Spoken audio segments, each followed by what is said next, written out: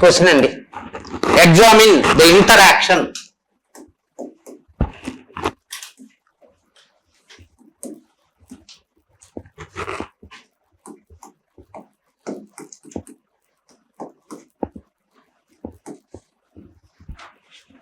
between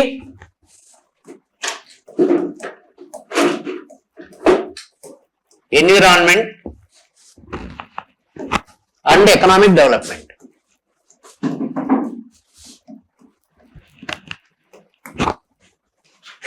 పర్యావరణానికి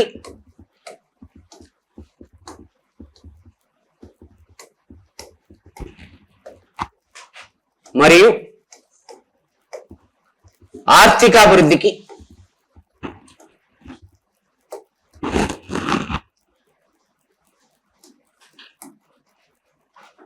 మధ్య గల సంబంధాన్ని తెలపండి.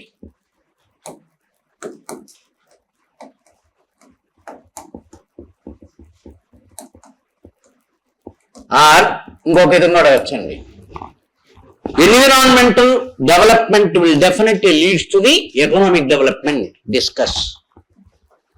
పర్యావరణ అభివృద్ధి ఆర్థిక అభివృద్ధికి దోహదకారి. చర్చించండి. అట్టన్ని కడుకుని అదేనండి. ఏదో పదజాలం మారిపోయింది, మునిరత్నం గారు చెప్పలేదు అంటే ఏం దాంట్లో ఇంప్లాయిడ్ ఆన్సర్ అదేనండి. ఏదైనా మారినది అనుకోండి, వాడు డిస్కషన్ లేక పెట్టాడు, సబ్స్టాన్షియేట్ అంటాడు, డిస్కస్ అంటాడు, ఎవాల్యుయేట్ అంటాడు. అలాంటి అడిగినప్పుడు మీరు భయపడిపోవాల్సినంత అవసరం లేదు. విద్యార్థి లోకం పోటీ పరీక్షల్లో ఎక్కడ విఫలమవుతుందంటే they are not understanding the prefix of the question. ఒక ప్రశ్నకు ఉండేటువంటి ముందు వాడేటువంటి ఆ పదాన్ని మనం అర్థం చేసుకోవడం లేదండి. Sometimes there is a word called explain, sometimes there is critical examine, sometimes evaluate, sometimes discuss, sometimes substantiate. ఇట్లా పదజాలం ఆడినప్పుడల్లా నీ ఆన్సర్ రూపం మారాలండి. ఆ ఆన్సర్ రూపం మారదు. ఏదన్నా అడిగి నాయాలు బట్టి కుట్టేస్తారు రాసేస్తారు. ఒరే ఏం అడిగినారా, మనం ఏ విధంగా మార్చుకోవాలి, దేన్ని తీసేయాలి, దేన్ని ఉంచాలి. The candidates are not identifying the fact అండి. ఎందుకు మార్పులు ఏమంటాడు, మునిరత్నం నోట్సే రాసినానబ్బా, బ్రహ్మాండంగా గుద్దేశానబ్బా, కానీ నేను పాస్ కాలేదబ్బా. ఎందుకు పాస్ కాలేదని మనకు అర్థం కావట్లే. నువ్వు చదివినావు సరే, ఆ చదివిందంతా రాయమని అడిగాడు. వాడేమన్నా వాడు ఏమి రాయమని అడిగాడు, దాని గురించి కదా మన అనుసంధానం కావాలి. అలా కాకుండా మన ఇష్టం వచ్చినట్టు రాసేది కాదండి. అందుకని నేనేం చేస్తాను, టీచింగ్ చేసినప్పుడే చెప్తాను, నాయన ఇలా అడిగితే ఈ పార్ట్ ఎత్తేయండి, ఇలా అడిగితే ఈ పార్ట్ కలపండి. నిన్నే చెప్పాను కదండి, సస్టైనబుల్ డెవలప్మెంట్, సుస్థిర అభివృద్ధి అని చెప్తా ఉన్నాం కదండి. అగ్రికల్చర్లో ఏది అడిగితే మళ్ళా ఏమని చెప్పామనండి, స్ట్రక్చరల్ గ్రోత్ అన్నాం. ఏం అడిగినాడు అని అడుగుతాయి. ఇప్పుడు తెలంగాణలో అడిగాడు అనుకోండి, స్ట్రక్చరల్ గ్రోత్ లో అగ్రికల్చర్ ఇండస్ట్రీ తగ్గిపోయింది ఎందుకు అని అడుగుతాడు. అది రాయుడు. ఆ 3 టేబుల్ గీటు సమాత్రులు దాని మీదనే ఉంటాడు. పుస్తకాల్లో అవి కనపడవు కదా. పుస్తకాల్లో ఏం కనపడతాయి, స్ట్రక్చరు, ఆదాయాలు పెరుగుదల మార్పులు, తర్వాత కంక్లూషన్, అదే కనపడుతుంది. ఇదే థర్డ్ వేవ్ ఎకానమీ అంటాడు. కానీ థర్డ్ వేవ్ ఎకానమీ వై అంటాడు. అండర్స్టాండ్.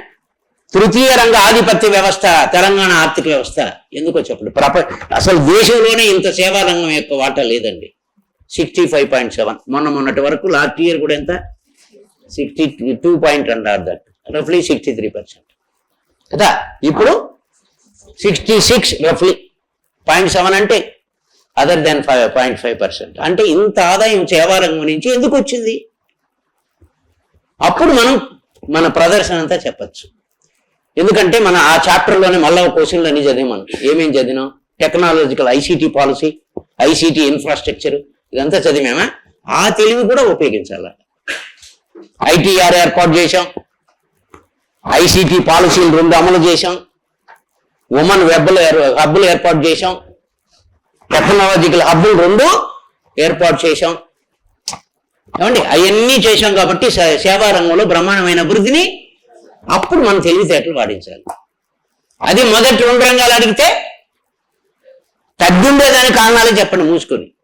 అంతేగాని దాంట్లో వ్యవసాయంలో ఇది చేశాం అది చేశామని చెప్పకూడదు. మనం అది చేసుంటే పెరుగుండాలి కదా.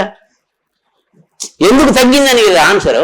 అది చూడరండి. క్వశ్చన్ అడిగిన తీరు మార్చేస్తే నీకు ఏ విధంగా అడిగాడు, ఏ పార్ట్ అడిగాడు, ఆ పార్ట్కి కన్ఫైన్ కాండి. the candidates are losing their marks and losing their selection just because of lack of common sense. ఇదే చూడండి, సైన్స్ అండ్ టెక్నాలజీ లెక్చరర్స్ ఏం చెప్తున్నారు, మా సిలబస్ అది, ఆడికి పోయే ఇంకా ఉన్నారు పిచ్చిన ఆయనలు. ఎస్ఎన్టీలు వినడంలో మీరు థర్డ్ పార్టాడా ఇంకా ఉన్నారు, ఆల్రెడీ వింటారు ఆయన, నాకు తెలుసు. ఎస్ఎన్టీలు అది వింటారు. ఎందుకంటే ఎస్ఎన్టీలో మార్కులు తగ్గిపోతున్నాయి. ఆంధ్రప్రదేశ్ గ్రూప్ 1 సర్వీసెస్ లో లీస్ట్ మార్క్స్ ఏ పేపర్లో వచ్చాయి తెలుసా మీకు? ఎస్ఎన్టీలో really least marks. It is not pure science and technology, sir. It is an advanced science and technology. ఏమండి, మోడర్న్ చేంజెస్ అడుగుతా ఉన్నాడు వాడు. మోడర్న్ చేంజెస్ చదువుకోకుండా నువ్వు ఏదేదో పనికి మాలినటువంటి చదివితే ఏం ప్రయోజనం అండి? They are going for nuclear technology మీద, స్పేస్ టెక్నాలజీ మీద, నానో టెక్నాలజీ మీద, బయోటెక్నాలజీ మీద క్వశ్చన్స్ అసైన్ చేస్తున్నాడు వాడు. Is not of growing and studying what is the previous basic science and technology is not required in the present group 1 standard. అటువంటిది లేదు. అందుకని ఎందుకు ఆ ఒక పేపర్లో తగ్గిపోతున్నాయి? The lecturers are lacking perspectiveness of the syllabi and the students are not having perspectiveness where we have to learn and what we have to learn. మరొకసారి సిన్సియర్గా మీకు సజెషన్ ఇస్తున్నాను. ఏమండి, Srimeda has published already both English medium and Telugu medium science and technology books. Purchase them. At least class రాకపోతే 8 సచ్చినారు. ఏమండి, ఆ బుక్కులన్నా కొనుక్కోండియా. We have just drafted and printed the book in on par with the very suitability of the syllabi. ఏమండి, మనకు syllabus కంటెంట్కి అనుసంధానంగానే మన పుస్తకాలు ఉన్నాయి. SNT మీద బుక్కులు ప్రింట్ అయిపోయినాయి, ఆల్రెడీ అయిపోయినాయి అనుకుంటాను. బహుశా మన ప్రసాద్ని అడిగితే చెప్తాడు. ఒకవేళ మీరు ఎక్కడన్నా వేరే చోట ఎస్ఎన్టీ చదివినానని చదవండి, పర్వాలేదు, వద్దనలా నేను. But follow the books that are there available which are related with the what you call exact science and technology సిలబస్తో అనుసంధానం కావాలండి. అది పెద్దగా పిల్లలు దెబ్బతినడానికి కారణం అదండి. ఓకే, నౌ ఏంటి పర్యావరణం అంటే ఏంటండి?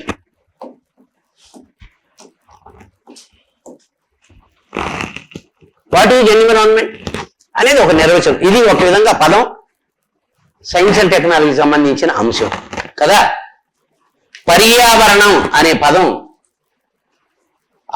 కొన్ని చోట్ల ఆంగ్ల పదం అంటాడు, కొన్ని చోట ఫ్రెంచ్ పదం అంటున్నాడు. ఏదైనా సావని కదా.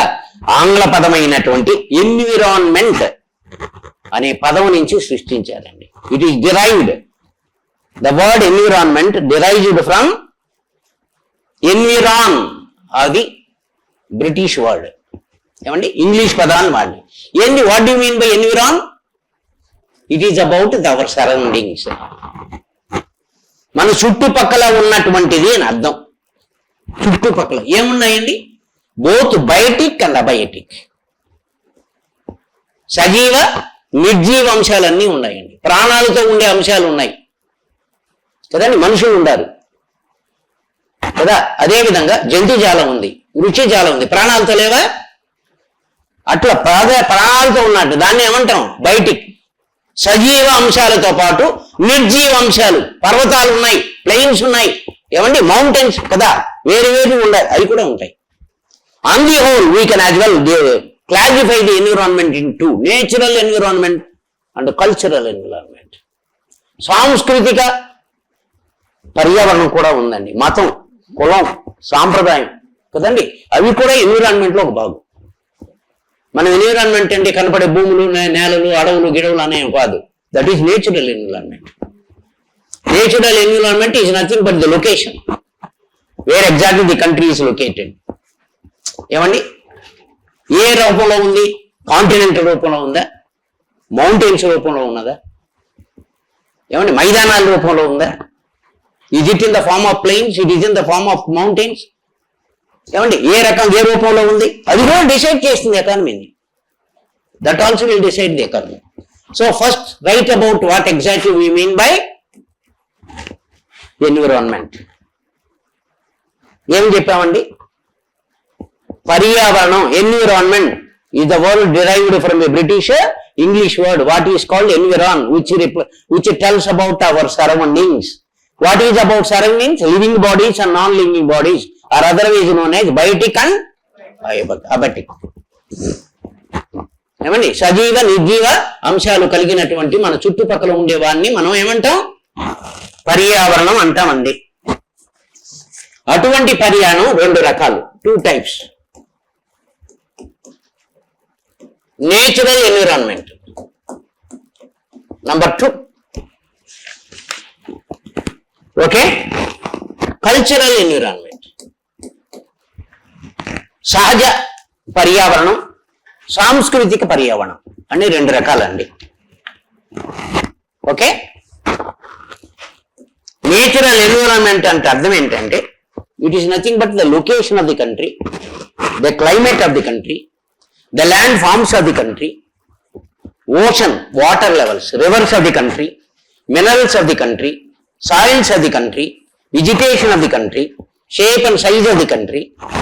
These are called natural environment. Okay, ఊరికే బ్రీఫ్గా చెప్పండి అంతా, ఆయన మళ్ళీ అవన్నీ ఎక్స్ప్లెనేషన్లు వస్తాయి మనకి. నేను what is Mann by cultural environment అండి? It related to your thought regarding religion. మతం కూడా అభివృద్ధికి దోహదం చేస్తుంది సార్. ఎందుకంటే వారు కొన్ని నీతి భావ్యాలు చెప్తారు. ఒరే ఈ చేయద్దర, ఇది పాపం కదా. మనమేమో పోయి దండం పెడతాను చేసే పాపాలు చేస్తూ ఉంటాం. ఏ మతం అన్నా కానివ్వండి, it may be Hinduism, it may be Christianity, it may be Islam, whatever may religions that are there in the globe as well as in our country. They will also tell about something, thought and action అండి. నువ్వేం పని చేయాలి, ఏది చేస్తే పాపం, ఏది చేస్తే పుణ్యం, ఏది చేయొచ్చు ఏది చేయకూడదు, అది కూడా చెప్తుంది మతం. కాబట్టి that also helps for environmental development.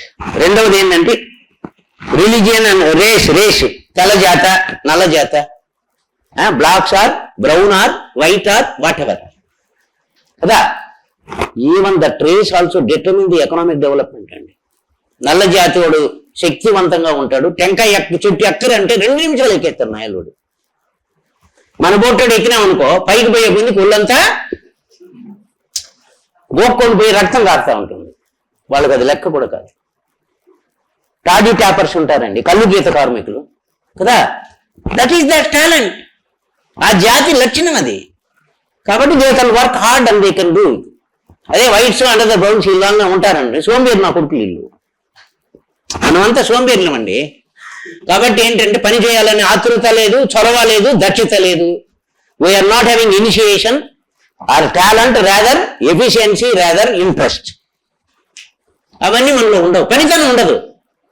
అంటే కొన్ని జాతులు ఆర్థిక అభివృద్ధికి దోహదం చేస్తే కొన్ని జాతులు దోహదం చేయవు.